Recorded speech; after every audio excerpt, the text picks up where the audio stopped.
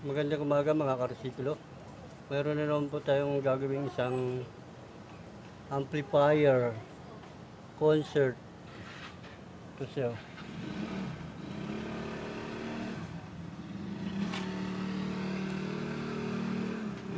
Paggawa po sa atin ng isang mabuting customer. Ang issue naman ito, no sounds. Madali daw siyang uminit. Ano, concert.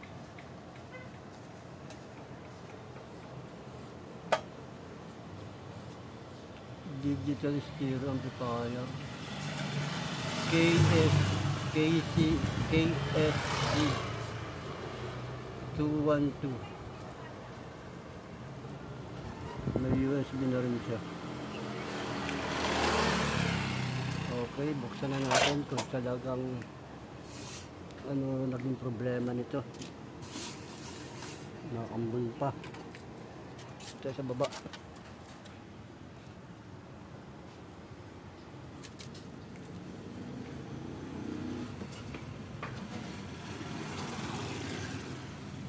Tingnan natin kung may power talaga.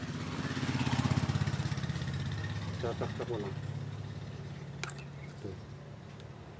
Tapos power natin. Ngayon, may power naman siya. Buksan ko na lang yung loob.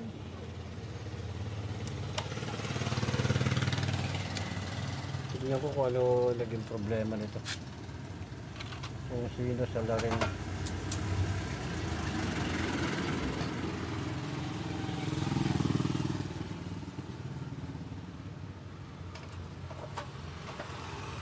Pakita ko na lang sa inyo pag nabuksan ko na yung takip. Ito mga karusiklo, nabuksan ko na yung takip ng amplifier nito. Ito, nakita ko na agad ang salarin. Ay, lobo yung capacitor, dalawa.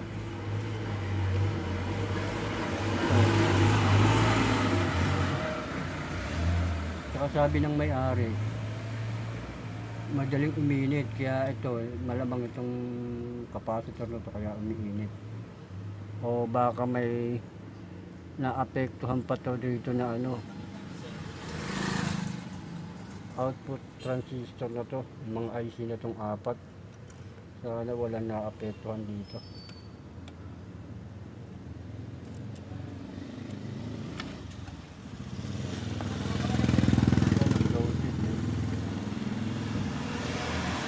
Loaded siya.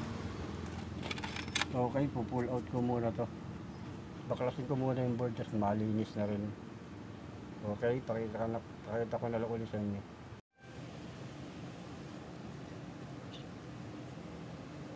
Ito mga karsiklo, nabaklas ko na yung board. Ito, natanggal ko na. Saka nalinis ko na yan.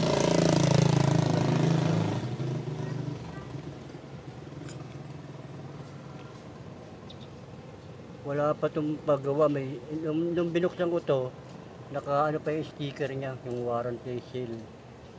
Pero ganyan na itsura nyo. Parang hininang na ng hininang o naluto na lang ito sa ano, sa sobrang init.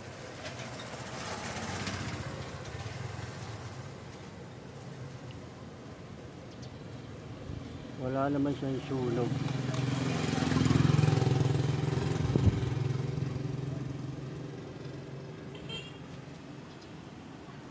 Wala naman siyang sunog. Kundi itong capacitor lang na ito na lobo. Ayun, lobo. Angat to. Angat siya. Okay, subukan ko muna itong palitan para ma-testing. Hanap lang ako ng capacitor na bago. Okay, pakita ko na lang ulit sa inyo. Ito yung likod niya yun. Yan yung likod niya.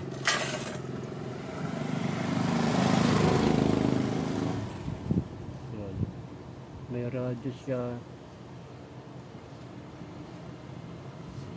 4 to 8 ohms ang ano niya. Kaya niya.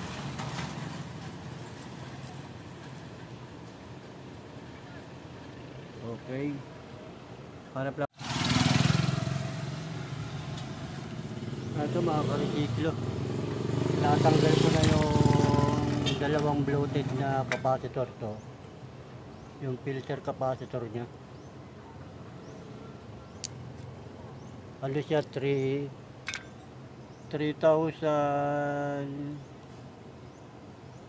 UF.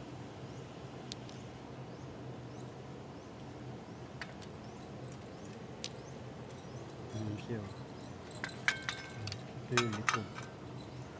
Yan.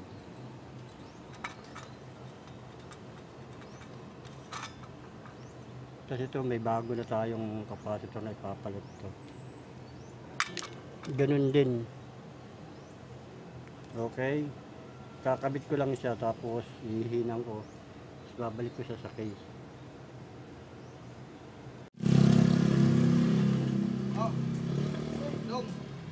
Ito mga ka-resiklo, naikabit ko na yung bagong capacitor.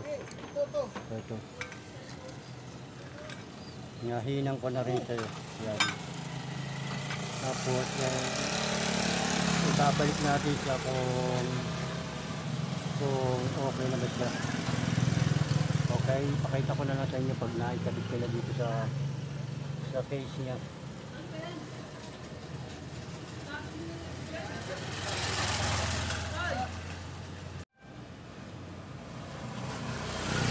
Mga ka-resiklo, naikabit ko na yung board ng amplifier ito. Ngayon gagawin natin, magte-testing tayo kung okay na ba siya, tapos tatakip pa natin, tapos magpa-final testing ulit tayo. Okay, pakita ko na lang dito. Ihahanda ko lang yung gagamitin kong speaker.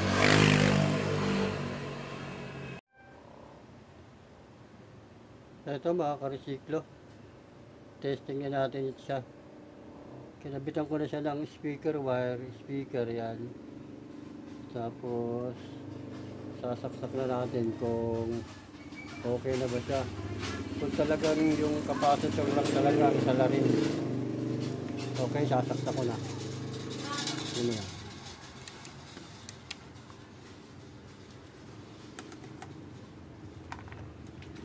Power. Ay, alam. Hindi pa pala mga nakakabit ng mga Hindi pa pala mga nakakabit ng mga power supply. Mali. Madali eh.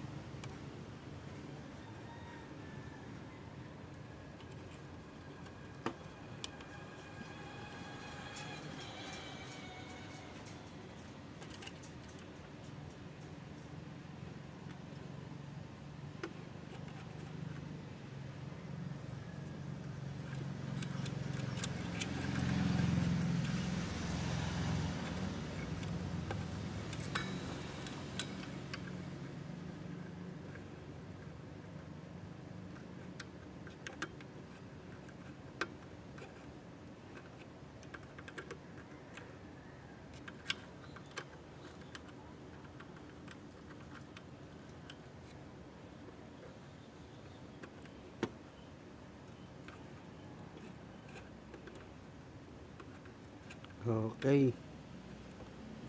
Nakakabit na natin yun. Okay, testing na natin. Saksak ulit.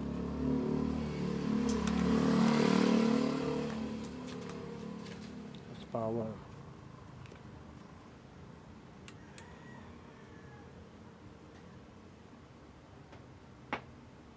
Yun. Okay na siya. Umano na yung speaker. Lagyan natin na USB.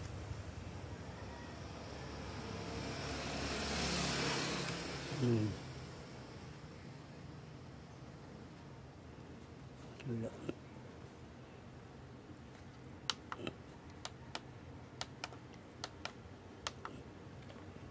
Tayo manda ng aking USB.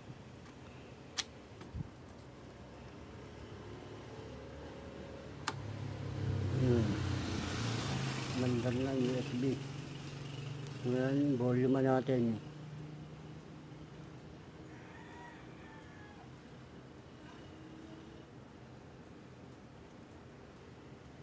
Yun lang, wala.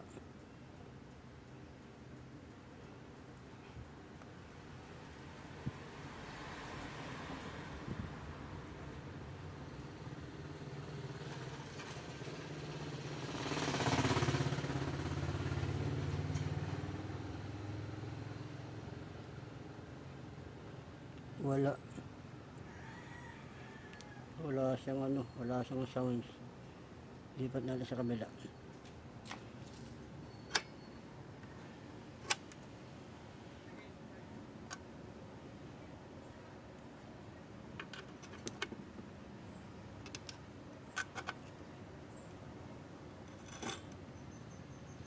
Lipat ko sa kabila.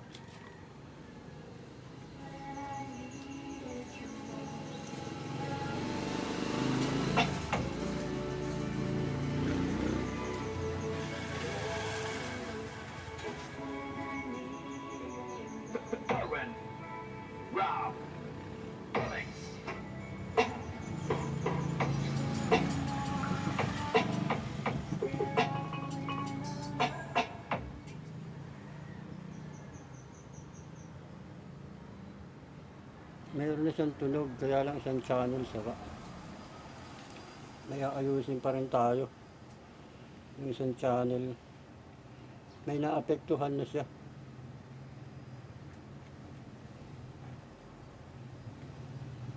Kasi wala eh, dito mayroon siya. Anong ano to? Left. Sa left, tumutunog yan ah. Left. Buvolume ako. Yan. Pag nilagay ko rito,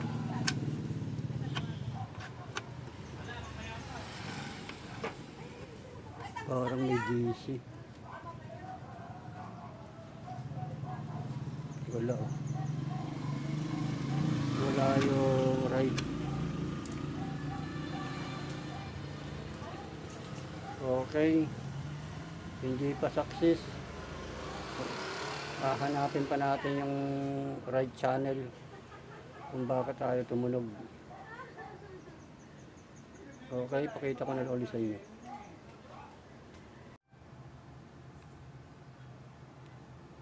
Ito mga karesiklo, binaklas ko ulit yung board para mag bias muna tayo. Chichikin ko muna yung bias, magbabias voltage muna ako. Kasi yung isang channel meron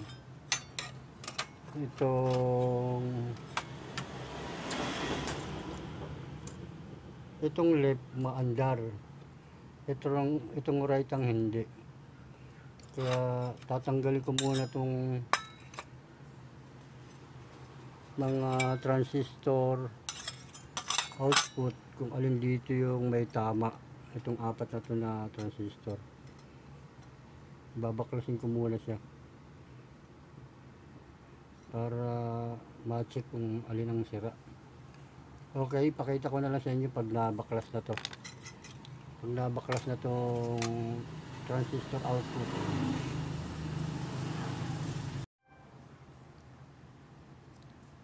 Ito mga karsiklo, natanggal ko na mga transistor to. Transistor output, ang number niya ay tip 41 at tip 42 isang pares. Ito yung heatsink niya, ito yung board. Yan yung board niya. Tinanggal ko na. Tapos magbabias lang ako, magbo-voltage bias lang ako. Okay naman yung mga ano niya eh, transistor output niya. Yan, apat na yun, okay naman siya. Wala naman siyang tunog. Bakit yan may output niya? Ang masakit lang nito kasi puro SMD to.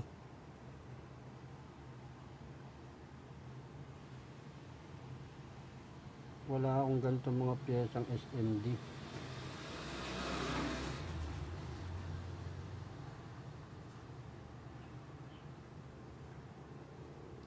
Okay, pakita ko na lang sa inyo kung mahanap natin sa larin dito. Malamang ito yun, yung mga SMD na to.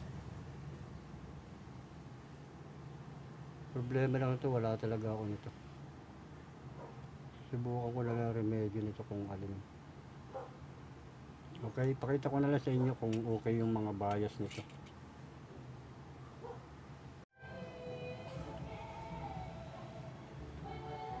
Ito mga karesiklo, naikabit ko na yung output transistor ito. Nakabit ko na rin sa case sa board yung, tapos nagpalit ako ng resistor na 0.25. Wala akong gantong resistor, kaya ito nilagay ko yung 5 watts. Ito kasi 2 watts lang to eh. Ito kasi sunog. Ito burado na. Yun siya. Yung tatlo okay pa rin naman ito eh. Okay pa rin naman. Hindi naman siya ano, kaya lang nasunog na yung kulay. Okay pa rin ang reading niya, pero ganun pa rin, ang taas pa rin ng DC out saka sa right channel. Yung left channel okay pa rin siya, okay na yung left channel. Tatanungin ko pa may-ari, wala ko ipapalit dito sa SMD na to. Okay, pakita ko na ulit sa inyo pag natapos ko na to.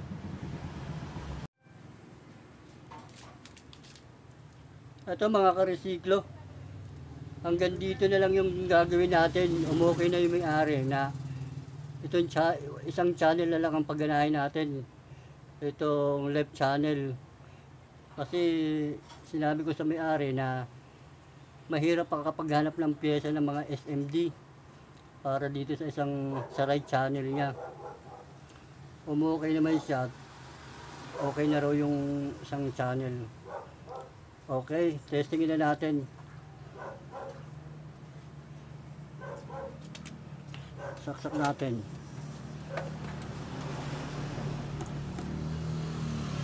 Yan, nakasaksak na siya. Power ko lang. Yan. Yan, nakapower na siya. Tapos karga natin ng USB. Okay. Ay umandar ng USB ko. Uy, sira ata to.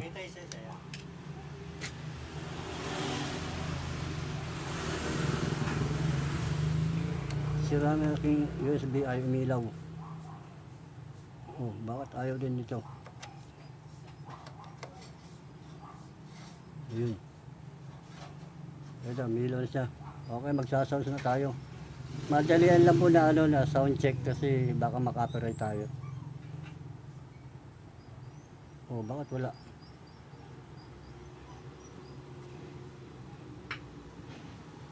Ay, sabi tumutugtog.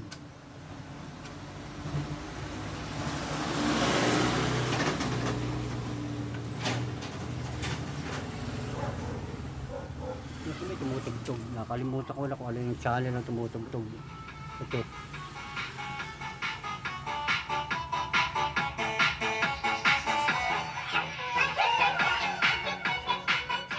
Ayan na po siya. Ito lang po ang pina-under natin, yung left channel ito.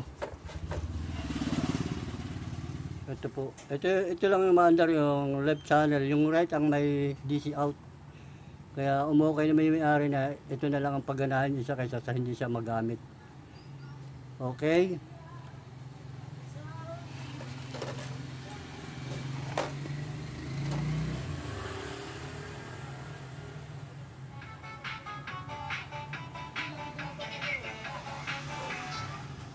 Okay mga karesiklo, hanggang dito na lang muli. Sana may natutunan kayo konting kaalaman tungkol sa ating mga amplifier, kung paano ayusin. Ang issue kasi nito ay putok yung dalawang capacitor. Tapos sunog yung isang, ito siya, sunog yung isang resistor to. Yan. Yan lang ang naging ano, mabubuo sana yung left and right, kaya lang talagang napakahirap hanapin yung SMD. Hindi ko natin kayang pangatawanan yan. Okay? Maraming salamat sa inyong lahat.